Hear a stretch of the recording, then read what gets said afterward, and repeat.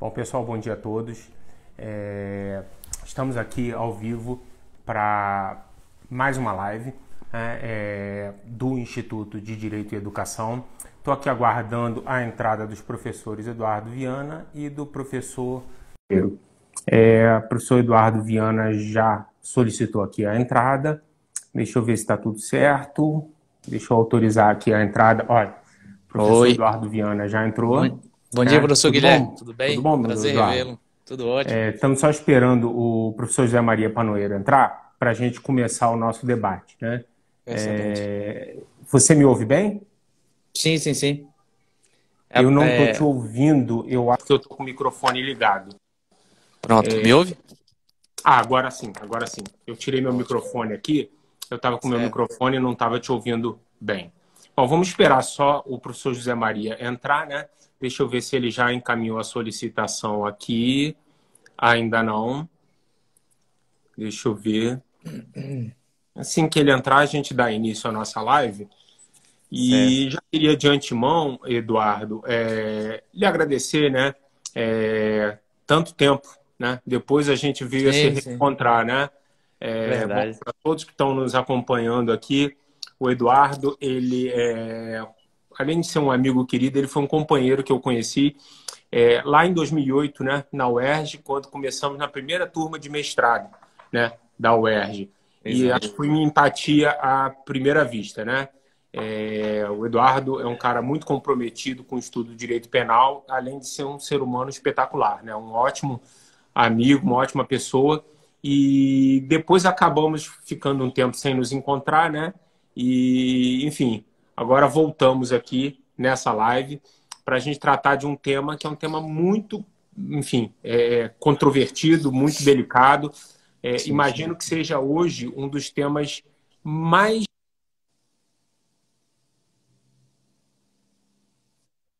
Sim, sim. limitação do momento inicial da execução, dos atos executórios. Estou tentando ver aqui, não sei se o professor Zé Maria ainda Então, solicitou, não sei se houve algum problema. posso. Tá me ouvindo? Me ouvindo, Guilherme? Claro, claro, pode falar. Então, queria também aproveitar para agradecer aí o convite e retribuir as gentis palavras.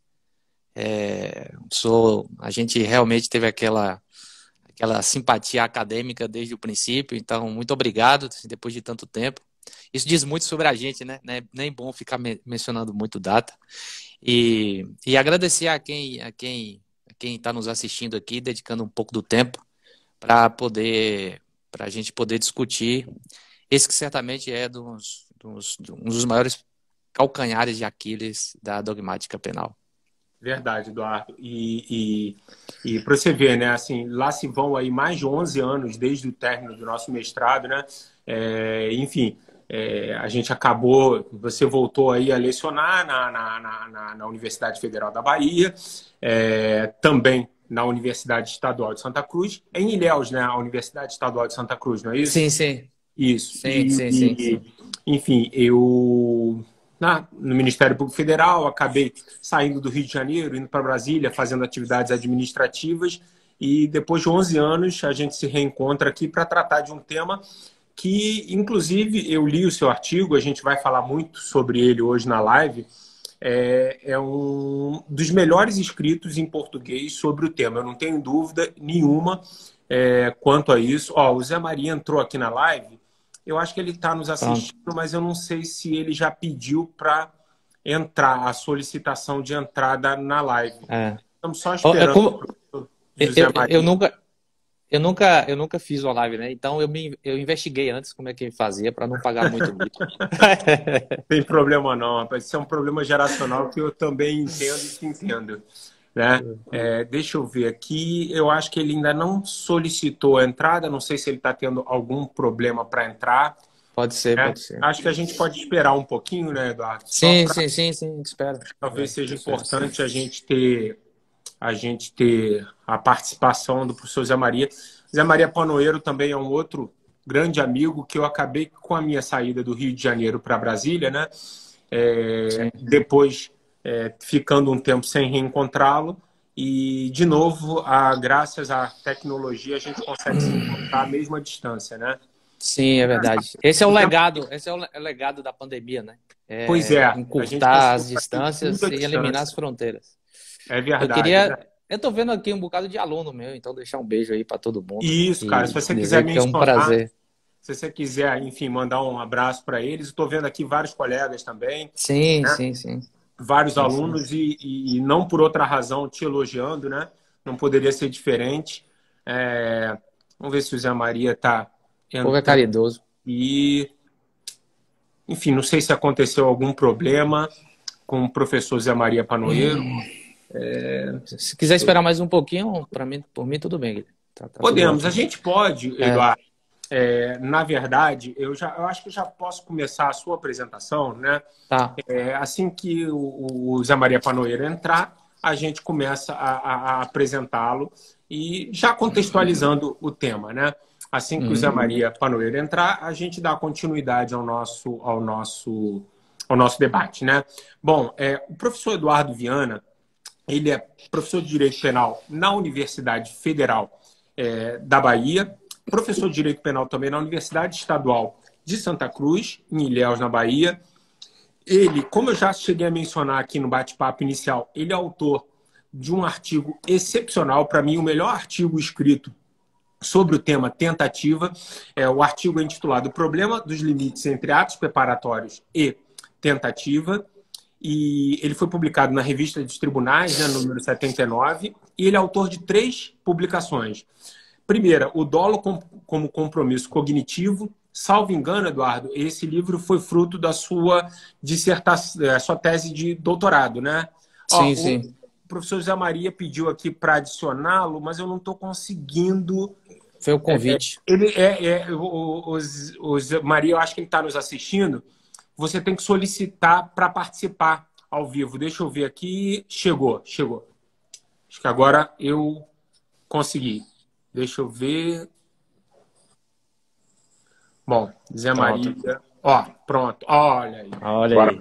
Meu amigo Zé Maria Panoeiro. desculpa aí, Guilherme, é problema de tecnologia. Eu tive que acordar minha filha porque o computador e no celular, eu não sei se deu algum tipo de compatibilidade, está logado com a mesma conta em 2 lugares, aí, mas está ótimo. Não tem problema, não. Eu Excelente. Bom dia, comecei doutor a Eduardo. live com o microfone e eu não estava ouvindo o Eduardo. Eu tive que tirar o microfone para ouvi-lo, né? São coisas que a gente vai aprendendo, né? O Eduardo estava falando aqui do legado da pandemia. Um dos legados é a gente poder reencontrar amigos queridos. Acho que houve um problema de conexão aqui com o Zé Maria. Não sei se a Maria nos ouve. Tá aí pensando a parte da internet dele já. Pode Enfim, estar. o Zé, se você quiser sair e voltar também, eu te adiciono aqui, não tem problema não. Tá? Bom, mas eu estava falando aqui do professor Eduardo. O Zé Maria acabou saindo, deixa Caiu. eu e pede de novo para entrar e a gente adiciona ele. Estava falando, né, Eduardo, um dos livros que você tem publicado é o Dolo como Compromisso Cognitivo, né? Salvo o melhor juízo, é a sua tese de doutorado, né? Que Sim. inclusive recebeu elogios para mim de hoje, um dos maiores, se não o maior penalista da geração mais jovem, que é o Luiz Greco, o professor Luiz Greco, né? Você fazer estudos lá para aprofundar mais a sua tese. E, além desse livro, você tem outros 2 livros publicados, né? O livro de Criminologia e o livro Direito de Proteção de Dados no Processo Penal e Segurança Pública. Esse em coautoria com outros 2 professores, o professor Orlandino Gleiser e o professor Lucas Montenegro. Certo? Sim, sim. O Zé Maria pediu aqui para aceitar de novo. Vamos lá, vamos ver se ele entra agora. Estou tentando adicionar, acho que ele já está entrando. Entrou. Beleza. Tranquilo. Eu estava falando, Zé, aqui, apresentando rapidamente o professor Eduardo Viana, né? E vou aproveitar também que você acabou de entrar para fazer as apresentações e a gente começar propriamente o debate, né? Eu estava falando, né, que a oportunidade que a tecnologia nos dá de fazer esse debate e encontrar pessoas que a gente tem grande estima e há muito tempo a gente não se encontra, né? O Zé Maria Panoeiro é um grande amigo de Procuradoria da República, trabalhamos juntos, né, desde 2006 na Procuradoria da República do Rio de Janeiro, quando eu cheguei lá, E fomos assim até a minha saída para Brasília. E desde então, enfim, a gente acaba se reencontrando aqui graças ao Instagram e à tecnologia. E eu chamei o professor José Maria, assim como o professor Eduardo Viana, né, para esse debate, porque são dois grandes penalistas para tratar de um tema que é absolutamente essencial na dogmática penal. Já fiz a apresentação do professor Eduardo Viana, eu queria rapidamente só apresentar o meu amigo José Maria Panoeiro. Ele é professor de Direito Penal pela EMERGE, da EMERGE, né, da Escola de Magistratura do Estado do Rio de Janeiro, e também professor da Escola de Direito da Associação dos Membros do Ministério Público do Estado do Rio de Janeiro. É procurador da República, né, foi delegado da Polícia Civil, promotor de justiça também no Estado do Rio de Janeiro e é doutor em Direito Penal, né? Tanto o professor Eduardo Viana como o professor José Maria Panoeiro são doutores em Direito Penal pela Universidade do Estado do Rio de Janeiro. Já mencionei as obras do professor Eduardo Viana, queria mencionar uma obra recente do professor José Maria Panoeiro, que é denominada Política Criminal e Direito Penal Econômico, né? Um tema que eu particularmente tenho muito apreço, gosto muito, né? E certamente, né, é uma das melhores obras acerca dessa questão. Bom, hoje não vamos falar aqui de propriamente direito penal econômico, apesar de ser um tema que mereceria uma outra live, a gente vai falar sobre tentativa, né, e os critérios que nos ajudam a definir o início da execução. O Código Penal, lá no artigo 14, inciso 2º, ele diz que o crime é considerado tentado quando, iniciada a execução, não se dá a consumação não ocorre por circunstâncias alheias à vontade do agente, certo?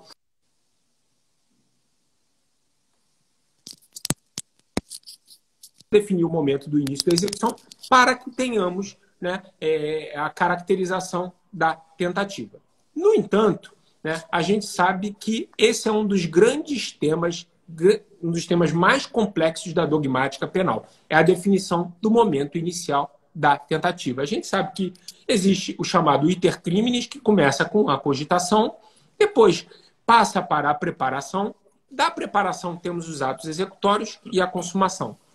O iter criminis só passa a ter relevância para fins de punição de um agente quando os atos chegam a ser, ao menos, o início da execução, né? Eles chegam a ser executados.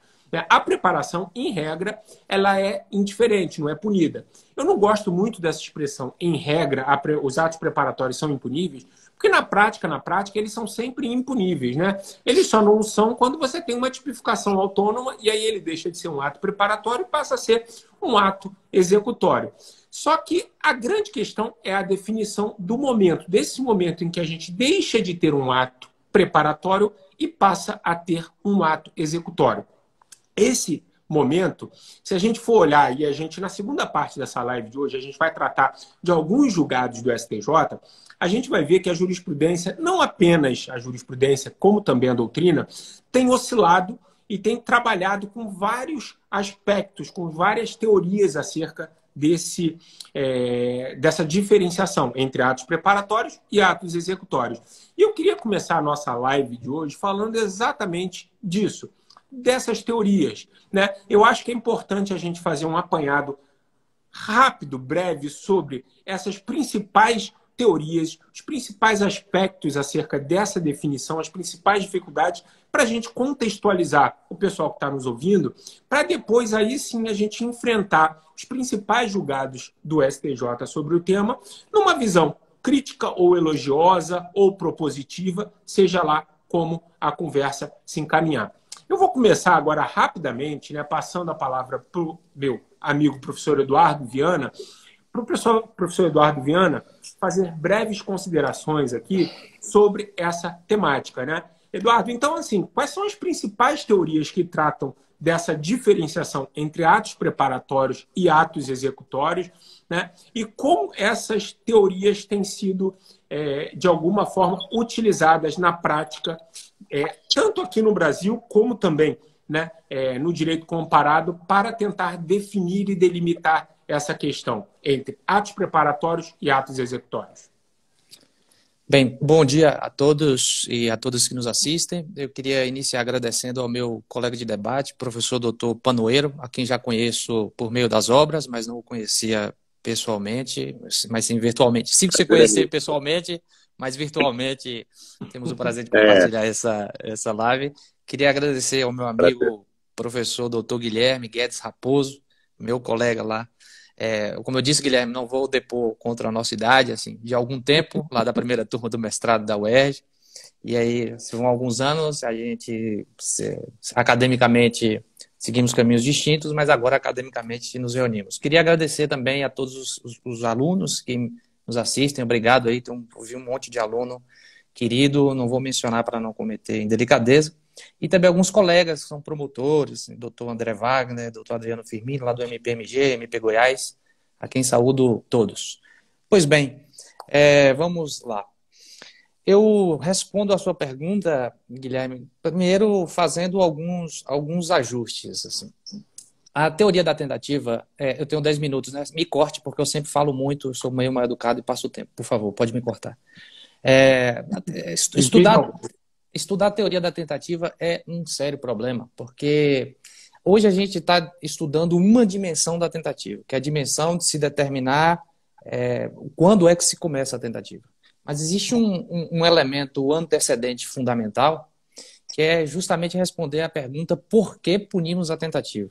Me parece, obrigado pela menção ao meu artigo sobre a tentativa, você não consegue definir muito bem, claro, há autores que entendem de modo diferente, mas para mim a determinação do começo da tentativa tem que partir da discussão sobre por que punimos a tentativa. Do mesmo modo que, para fazer uma menção sobre também ao livro do dolo, você não consegue determinar muito bem o que é dolo ou não, se você não tem a ratio punitiva como seu ponto arquimédico, né? Como seu ponto de equilíbrio para tentar entender os porquês. Mas nós vamos deixar um pouco de lado essa discussão, mas eu acho importante fazer essa advertência para o leitor, até para entender os meus compromissos teóricos um pouco mais adiante.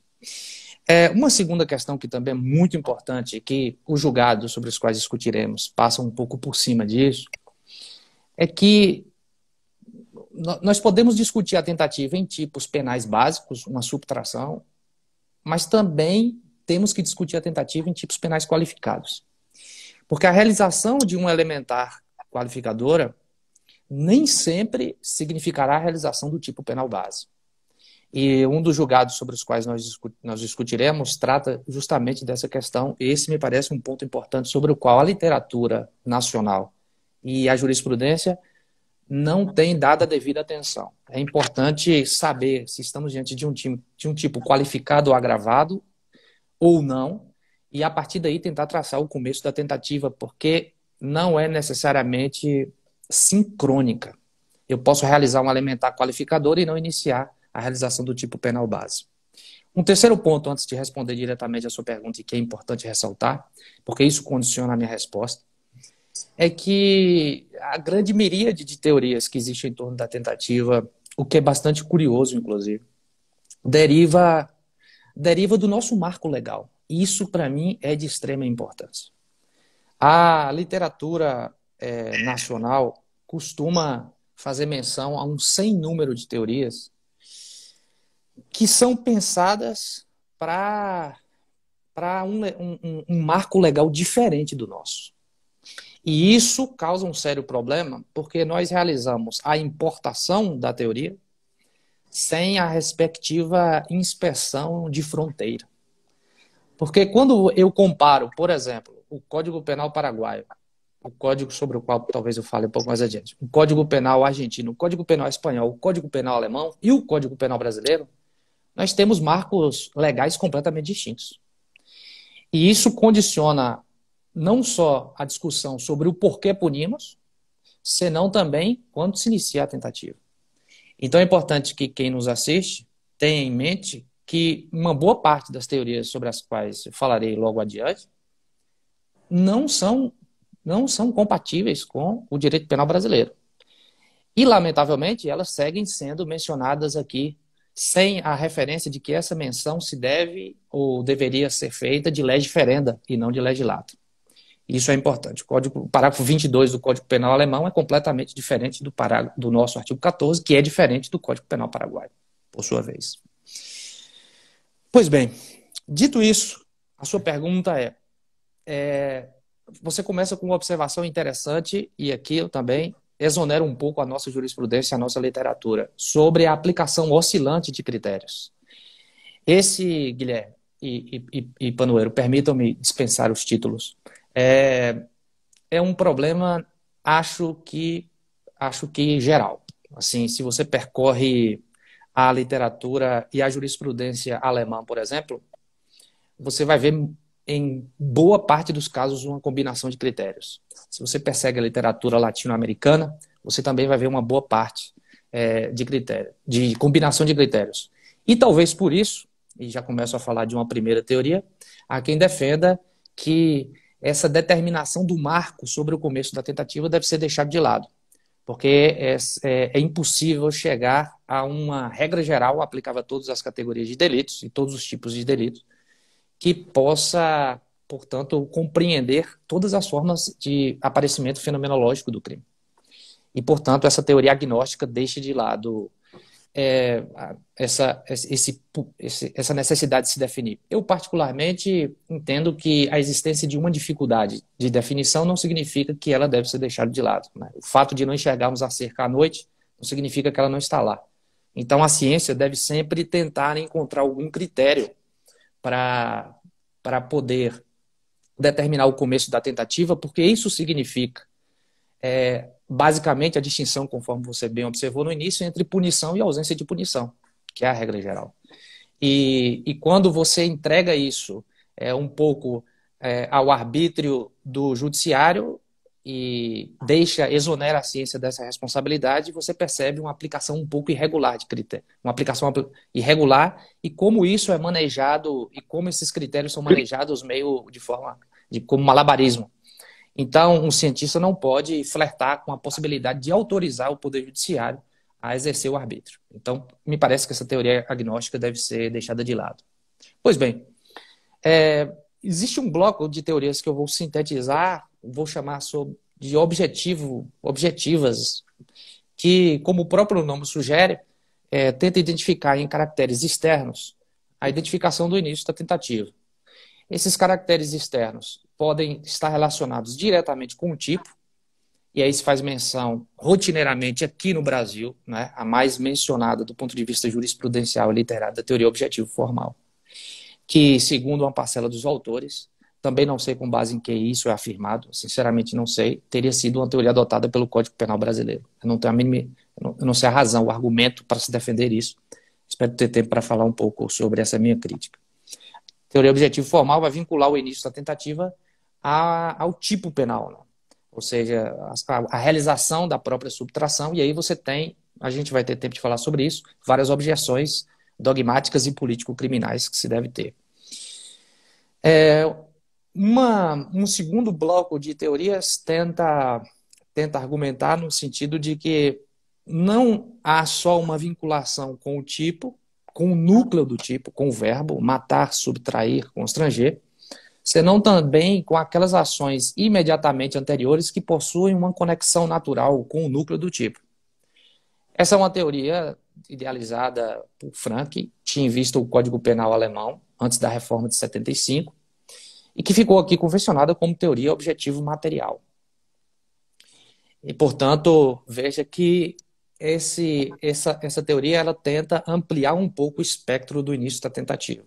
Se a teoria objetivo formal nos fornece um núcleo muito mais restrito sobre quando se pode falar do começo da tentativa, a teoria objetivo material amplia um pouco esse leque e alcança atos imediatamente anteriores. Vejam que estamos conectados, então, a dados que são meramente objetivos, dados externos. Pois bem, um outro bloco de teorias, que eu vou sempre denominar também de forma mais ou menos genérica, em razão do nosso tempo, vou sacrificar a precisão científica para ganhar em compreensão, nós chamamos de teorias subjetivas. São aquelas que tentam identificar o início da tentativa com algum dado, como o próprio nome sugere, que pertença ao autor, ao executor do crime. Então, se dirá, por exemplo, nos códigos penais que possuem um marco legal que autoriza esse tipo de interpretação, que o plano do autor ou a representação do autor é importante para se determinar o início da tentativa. Aqui eu volto o parênteses.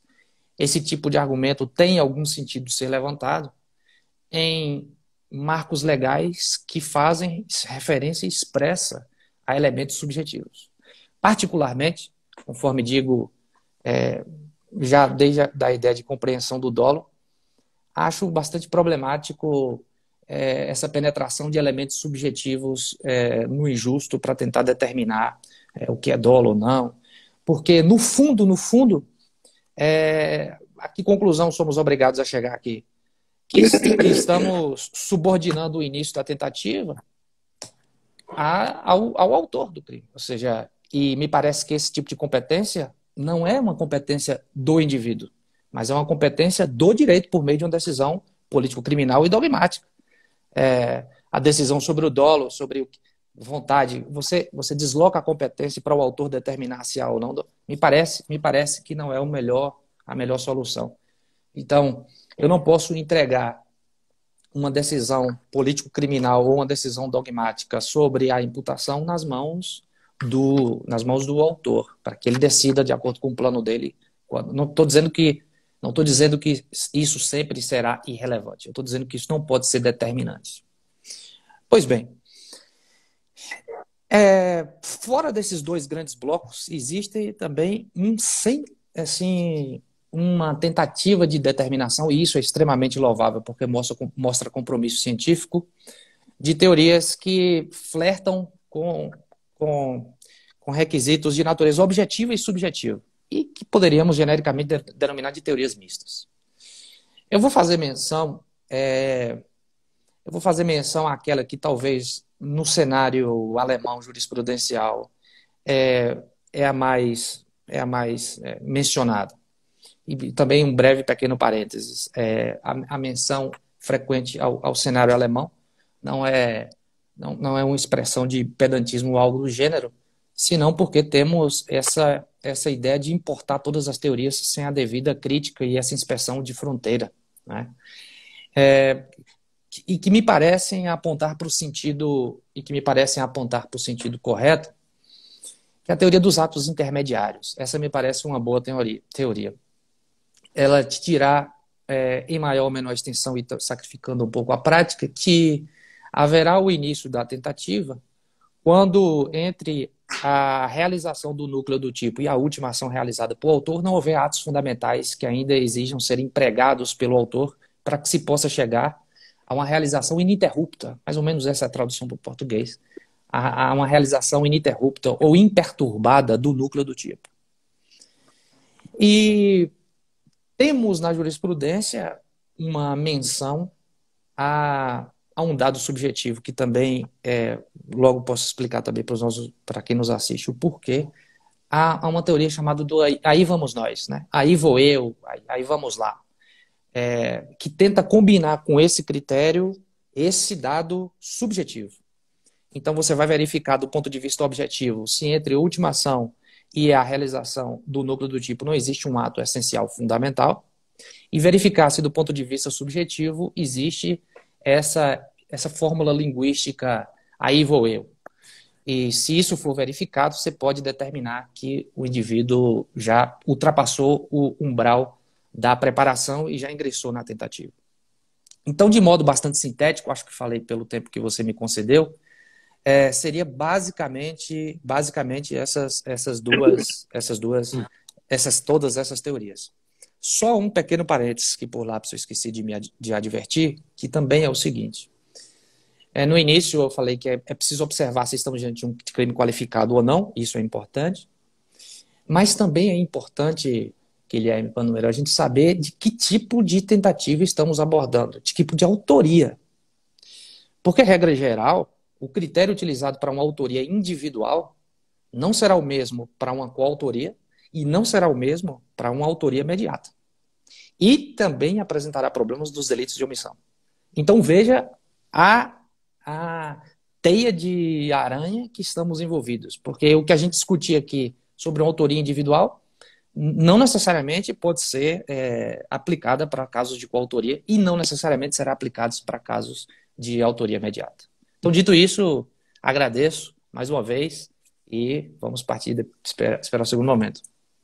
Eduardo, então também, já agradecendo de antemão essa sua primeira colocação, né, eu queria acrescentar também, né, eu acho que até você coloca isso no seu artigo, né, que também o próprio bem jurídico a ser tutelado, se ele for individual ou se ele for coletivo, também Sim. ganha repercussão nisso, né?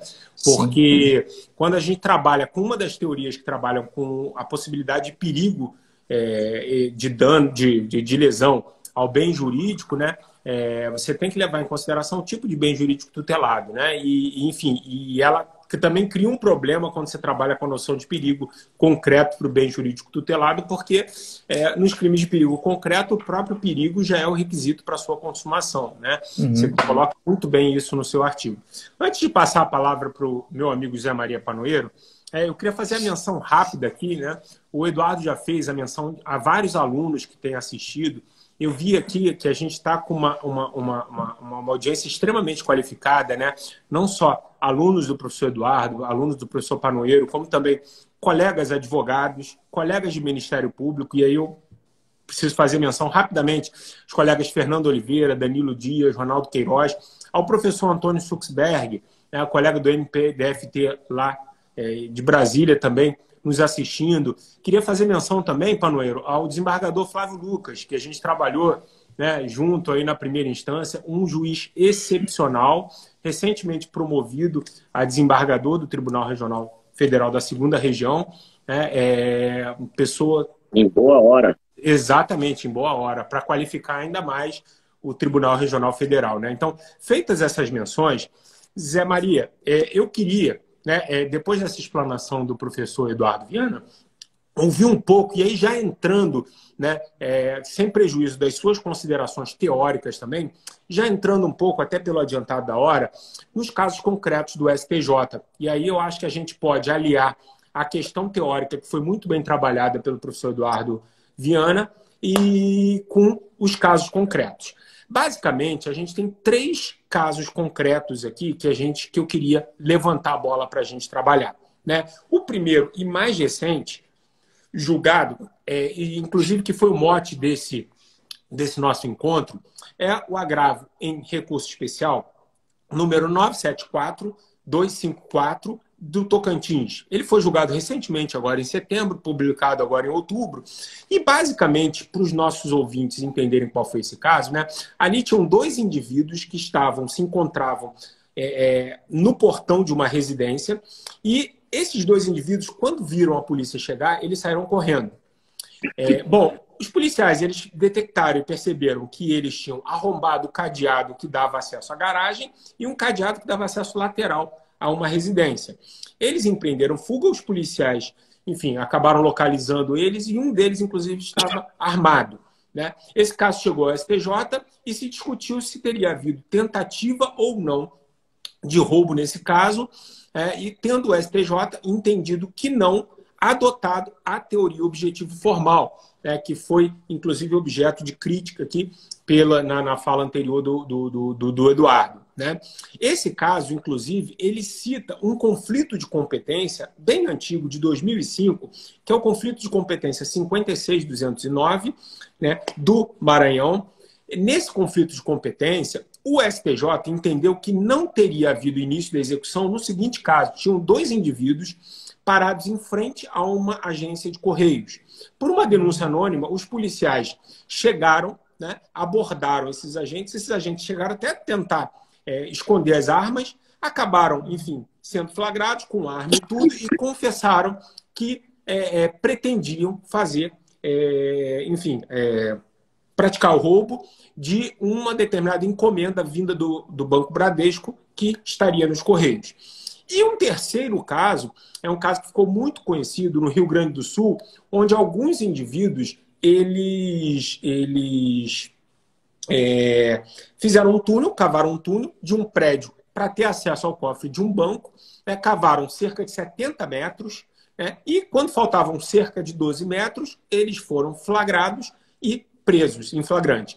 Veja que nos 2 primeiros casos, né, O primeiro caso, inclusive, cita o segundo conflito de competência e, ao meu ver, eu acho que aí houve uma impropriedade, porque o segundo caso é ligeiramente e importantemente diferente do primeiro, né? Porque no primeiro caso, efetivamente, os indivíduos estavam parados sem nenhuma ação e foram abordados. No segundo, houve atividades que, segundo o STJ, pelo critério objetivo formal, não seria o início da execução, mas houve, né, o rompimento de cadeados para ingressar na residência.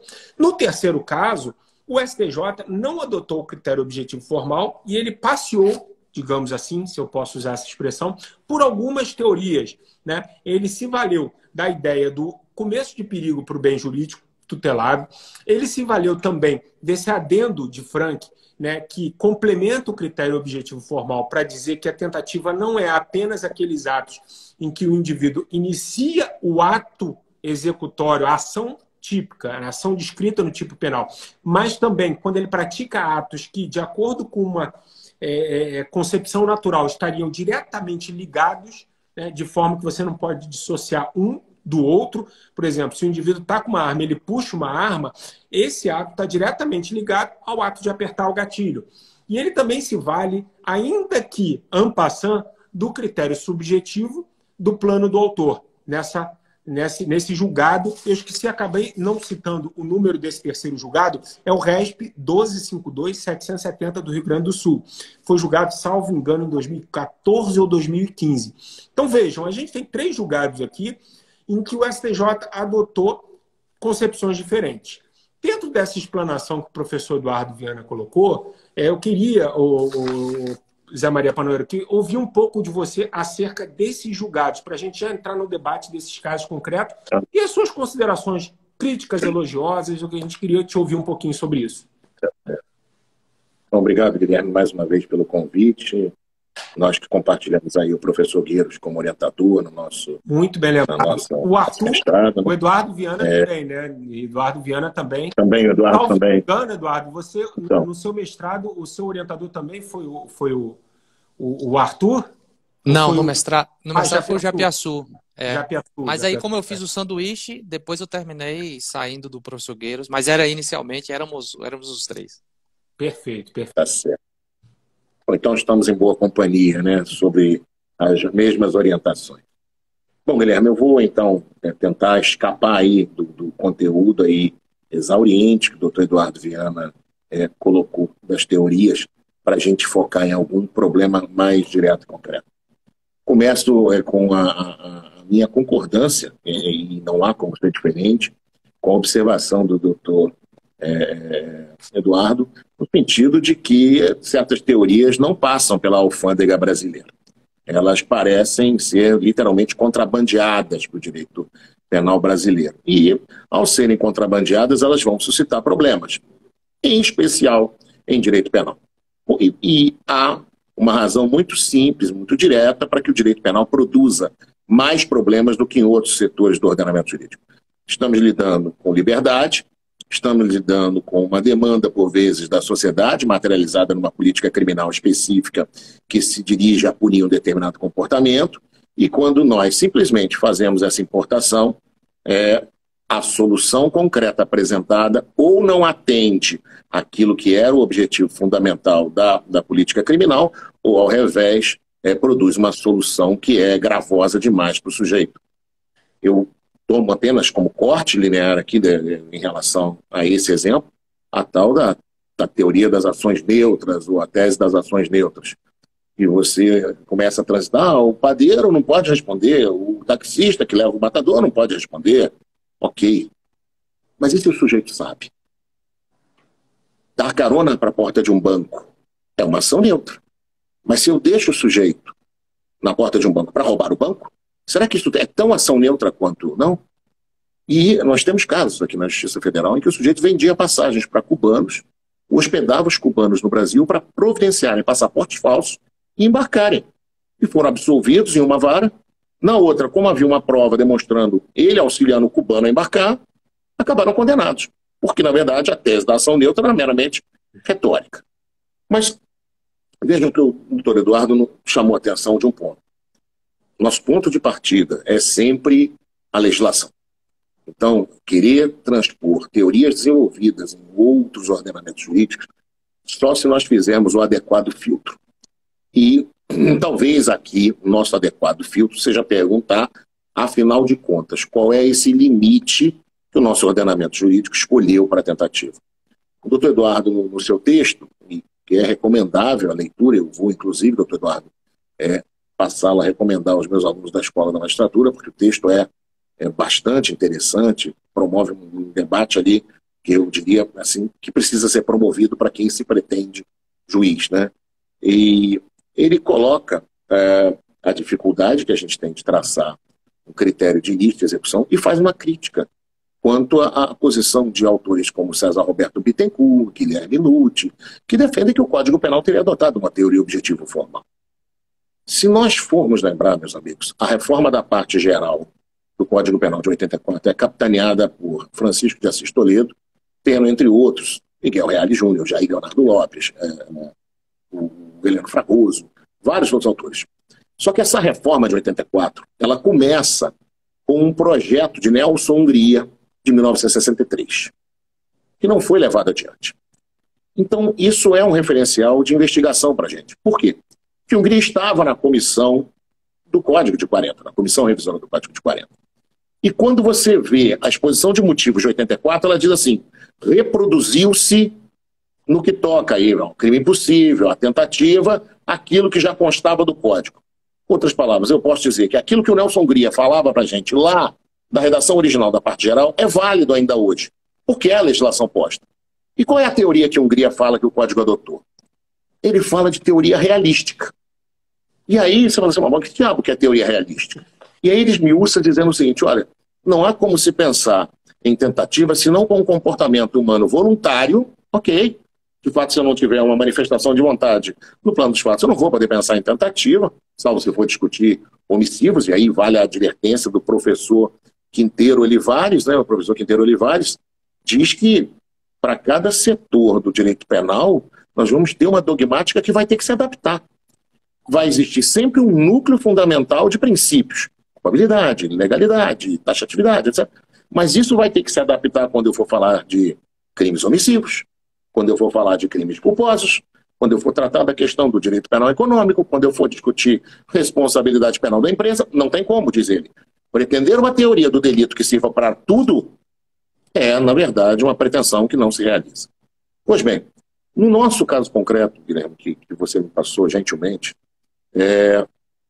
há uma referência de que os sujeitos teriam já partido um cadeado, tá? E estava ali em vias de ingressar no terreno da casa do sujeito. E o cerne da discussão é, isso é ato executório ou isso não é ato executório? Né?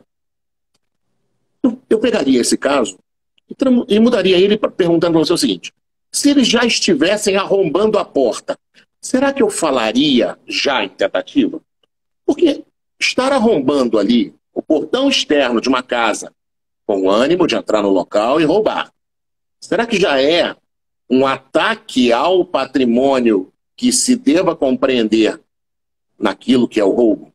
Em outras palavras, Guilherme, ao longo aí do meu doutorado, eu tive contato de uma forma um pouco mais detida com a teoria da ação significativa, que invoca que a compreensão de conduta deve escapar daquela armadilha de é normativo ou é natural o conceito de conduta. E a gente deve, na verdade, compreender dois vetores. A norma, que define o que é, afinal de contas, roubo, a norma que define o que é tentativa, e a conduta diante do contexto fático. É isso que vai dar o selo de que eu estou ingressando no espaço de punição. Então, quando o Vives Anton propõe para a gente uma compreensão significativa, isso aponta para o seguinte, o que é aquilo que esse sujeito fez ao arrebentar aquele portão? Será que eu posso já compreender o significado daquela conduta como sendo o início da execução de um roubo?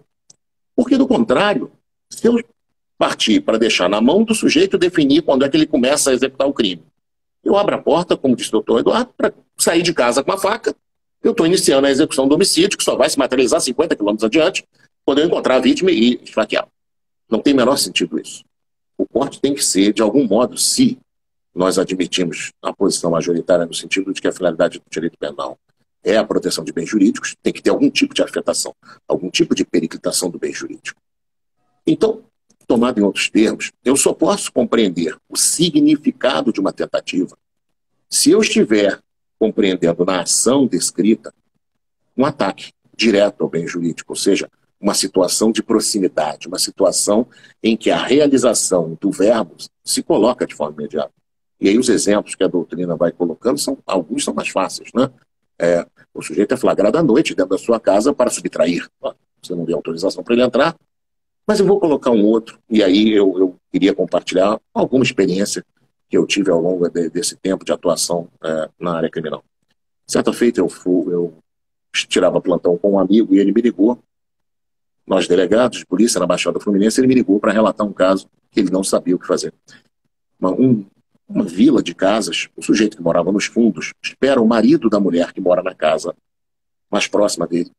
E a mulher tinha uma deficiência visual, que usava um óculos fundo de garrafa bastante grosso, ou seja, tinha realmente uma dificuldade, uma acuidade visual baixa.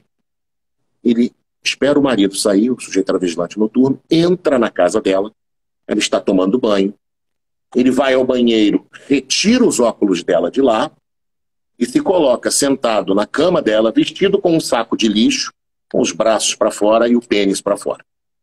E fica meio que a se masturbar, esperando a saída da mulher do banheiro.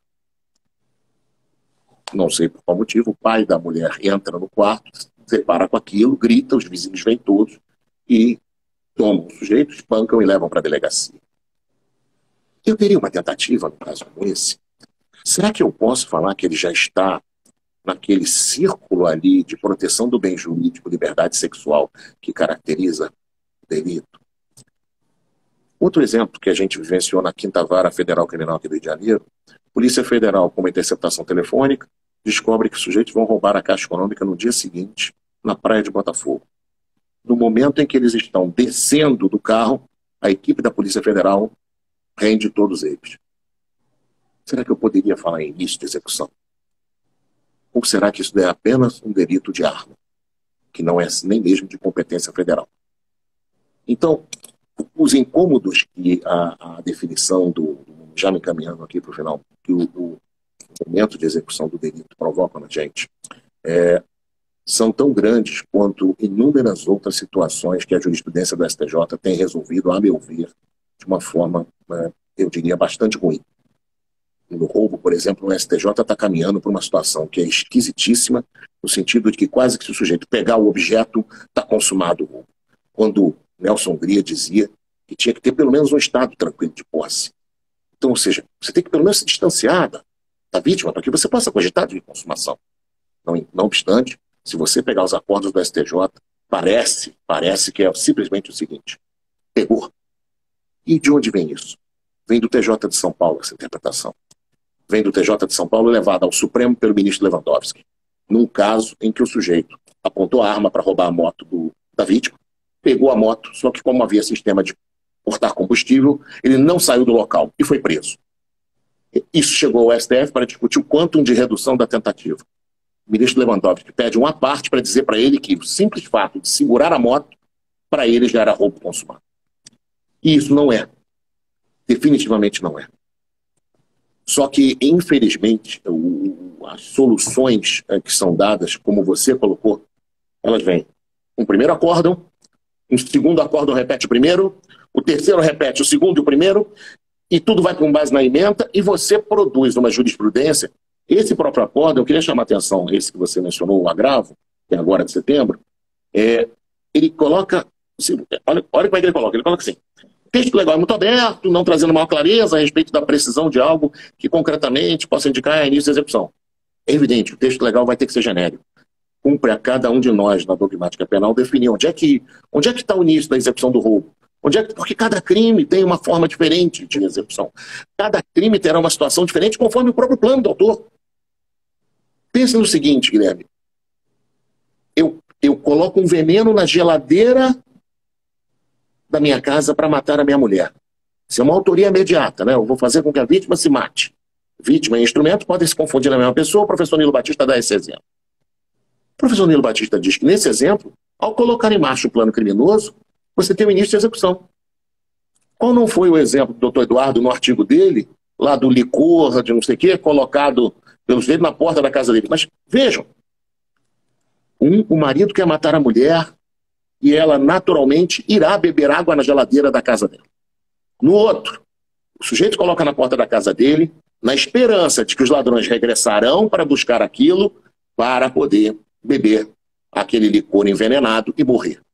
Então, e aí eles concluem assim, entendendo que a corte tem tendência, olha que coisa engraçada, entendendo que a corte tem tendência a seguir a corrente formal, objetivo formal, exigindo a prática do verbo no núcleo do tipo penal.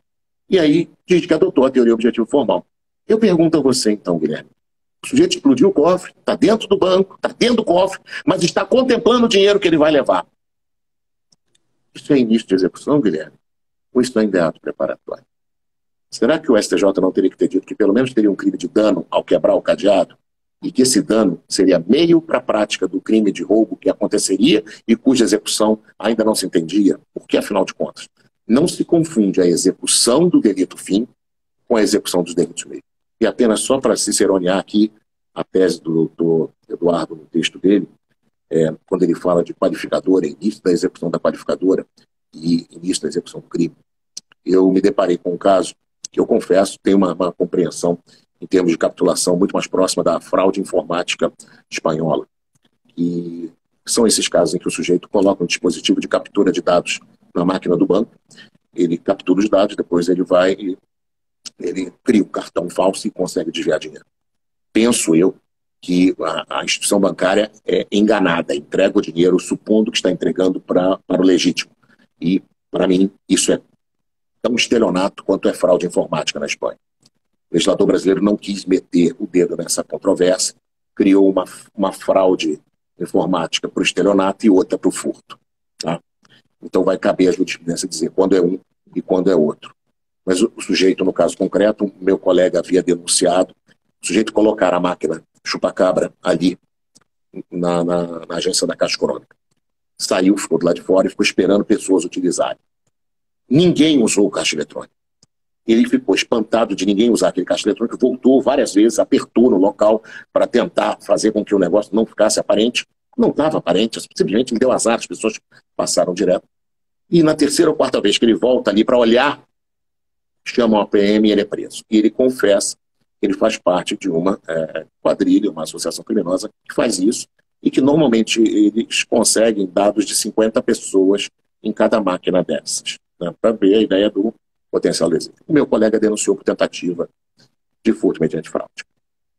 E como não me cabia na audiência fazer desde logo os memoriais, eu deixei claro que eu tinha dúvidas quanto à capitulação, que para mim talvez fosse estelionato, e além disso, eu entendi que a única forma de subsistir aquela acusação era interpretar que a fraude, como o doutor Eduardo colocou, qualificadora, figura qualificada do furto, a fraude teria se desdobrado, segundo o plano do autor, em dois momentos. Um de capturar os dados e o outro de usar para poder desviar o dinheiro. Todavia, eu me manifestei dessa forma. Eu tinha dúvidas se isso daqui, como trabalhava o Próspero Farináceos, naquela ideia de perigo remoto e perigo próximo, que está naqueles desenvolvimentos de que a doutrina italiana vai levar adiante, Antônio de Gandino, no sentido de tentar diferenciar o que é o perigo próximo tentativa e o perigo remoto. Então, ou seja, eu não me manifestei, mas deixei aberta a porta para o colega ver se não era o caso de entender de outro modo naquela questão. Porque, para mim, eu não tenho dúvidas de que a conduta dele, subjetivamente, é contrária ao ordenamento jurídico. Poderia acolher a teoria da impressão, como o Yeshek defende. Mas não posso dispensar o elemento objetivo da afetação do bem jurídico. E é nesse ponto que a gente deve transitar para encontrar uma baliza, se não segura, ao menos tão insegura quanto aquela que nós temos hoje, que fica na base da sorte ou azar definir se há ou se não há tentativa. Muito obrigado, doutor Eduardo, e parabéns pelo texto. Perfeito, Zé. Inclusive, pegando um gancho dessa questão do STJ e da expressão que você usou agora, né, da segurança jurídica, é curioso que muitos autores, inclusive o STJ, enfim, nesse julgado que adotou a teoria objetivo formal, eles invocam a ideia de mais segurança jurídica para determinar o início da execução sob o argumento de que você teria algo mais concreto. Determinar quando que se iniciou a execução daquela ação típica. E a questão, até o Eduardo coloca isso muito bem no artigo dele, né? Ele cita o exemplo do homicídio. Olha, então quando se inicia a ação de matar? Quando você aperta o gatilho ou quando você puxa a arma? Ou então, para a gente pegar a questão da subtração, né? A subtração só se dá quando? Quando eu efetivamente toco na coisa alheia ou quando eu começo a movimentar a coisa alheia. Quando eu toco, eu ainda não iniciei a subtração, que pressupõe uma ação. Eu só toquei, né? Vejam que a teoria objetivo formal está longe de trazer a segurança que os seus defensores defendem, né? Ela não traz. E aí, eu queria só para a gente encerrar, a gente tem mais poucos minutos, né? O Eduardo, ele no artigo, e quem chegou depois, eu queria novamente recomendar de forma muito veemente o artigo que foi escrito pelo meu amigo Eduardo Viana sobre tentativa, né? Os problemas da tentativa, o problema dos limites entre atos preparatórios e tentativa. Ele critica muito essa posição de uma parte, digamos assim, da doutrina brasileira sobre a adoção da teoria objetivo formal, inclusive dizendo que ela se extrai do artigo 14, inciso 2º, né? Enfim, e aí já para a gente encerrar, Eduardo, eu ia te pedir a dolorosa missão de falar sobre isso em 2, 3 minutos, para a gente conseguir ficar dentro da 1 hora, e aí a gente faz as considerações finais. Perfeito? E aí já encerra o nosso debate. Sim. Obrigado, Guilherme. Obrigado, professor Panoeiro, pelas palavras. Obrigado a você pela recomendação do artigo. Sim, eu acho que se eu entendi bem a sua pergunta, é meio que reforçar a crítica do artigo 14.2? É isso? É isso. Na verdade, assim, você critica muito fortemente a posição daqueles que adotam a teoria do objetivo formal, especialmente quando diz que essa teoria se extrai do artigo 14, inciso 2, né? Eu queria rapidamente só uma colocação sua sobre esse tema, e aí a gente, enfim, encerra. Certo. Então, veja, o artigo 14 diz muito pouco sobre a tentativa. Na verdade, para mim, o artigo 17 diz mais sobre a tentativa do que o artigo 14, o artigo 15 sobre desistência também. O artigo 14 simplesmente reproduz uma fórmula que está lá desde o Código de 1871, está no Código Penal francês, que é absorvida pelo alemão, e diz: o crime se consuma, iniciada a execução não se consuma por circunstâncias alheias. Ponto. Tudo bem, certo, mas quando se inicia a execução, que na verdade essa é a questão, assim. E o que a literatura faz é dizer: iniciar a execução. Iniciar a execução é uma coisa, iniciar a realização do núcleo do tipo é outra coisa. Então, não há sincronia entre as coisas. Eu posso determinar que o início da execução não significa necessariamente realizar o núcleo do tipo, porque se eu fizer desse modo, eu vou estar equiparando o ato inicial da execução ao último ato de execução, em muitos casos.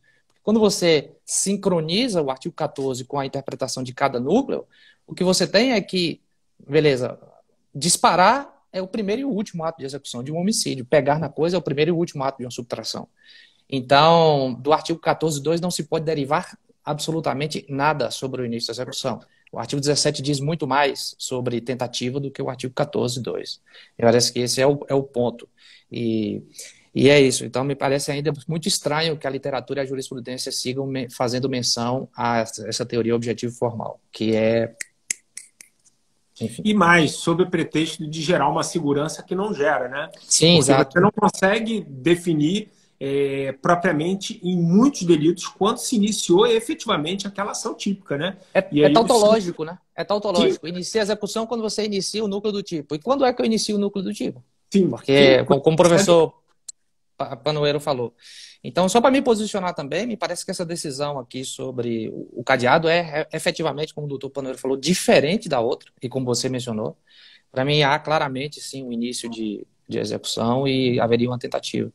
mas eu não vou ter tempo para explicar o porquê. Não, perfeito. Então, só para deixar novamente aqui para quem nos ouve, né, os julgados que a gente trabalhou aqui foram esse mais recente, né, o agravo em recurso especial 974-254 de Tocantins, que menciona um conflito de atribuição, conflito de competência, melhor dizendo, 56209 do Maranhão, né, que teria, segundo esse julgado mais recente, adotado a teoria objetivo formal, e aí o mais recente também adota, sob o argumento de que haveria uma tendência do STJ, mas quando a gente vai ver outros julgados do STJ, que foi o que a gente trabalhou também aqui, do túnel, o 12.52.770 do Rio Grande do Sul, em que pessoas escavaram o túnel para entrar num banco, o STJ não adotou essa corrente e, aliás, adotou outros critérios que, se a gente for apreciar mais a fundo, também são objetos de crítica. Mas isso eu acho que a gente tem que ficar para uma outra live, 1 hora, sim. Parece muito, mas passa correndo, né? Então, eu queria, antes de finalizar, primeiro, falar para todos que nos assistiram, né? Agradecer enormemente a presença de vocês, que é a razão de ser da gente ter feito esse bate-papo aqui. Pedir a todos vocês que não deixem de curtir se vocês gostaram do conteúdo.